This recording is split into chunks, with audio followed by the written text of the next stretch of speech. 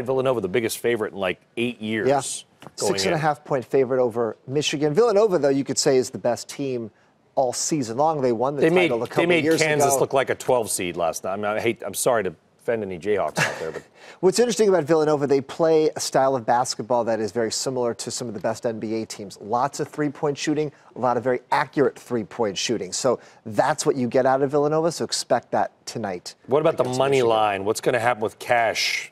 Amount of money being bet?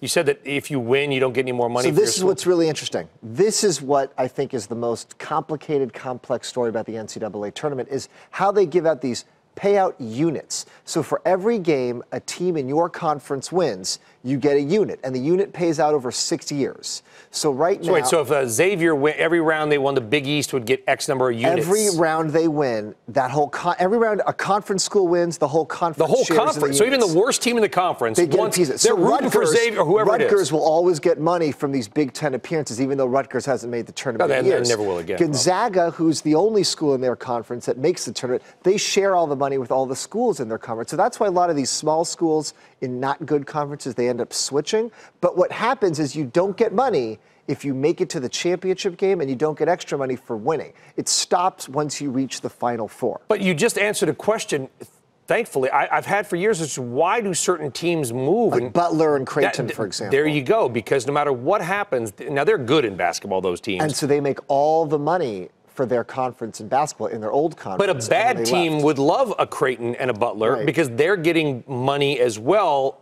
if every time the Blue Jays win. Exactly. Which is Creighton's nick. Did you know that? I did not know that. I knew it was. I love it when you start a story at 5:40 with now for a very complex. Yeah, and complicated, exactly. Because that's what we need. It is 5:45 p.m. in Hong Kong. So yeah, it is.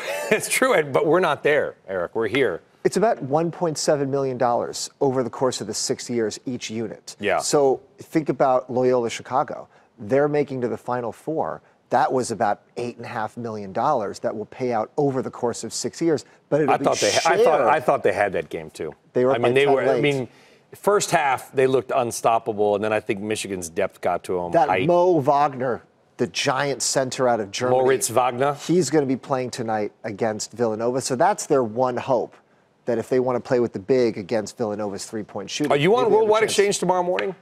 Not as far as I know. Okay, you're fine now. Tell me after the show. So do me a favor, don't text me. Because I'll be asleep by the time the game starts. I'll find out from the highlights, maybe from you. Maybe it'll be a buzzer beater like this one, like the women's game. Let's hope. Just hope it's a good game. Villanova looks unstoppable. Hey there, thanks for checking out CNBC on YouTube. Be sure to subscribe to stay up to date on all of the day's biggest stories. You can also click on any of the videos around me to watch the latest from CNBC. Thanks for watching.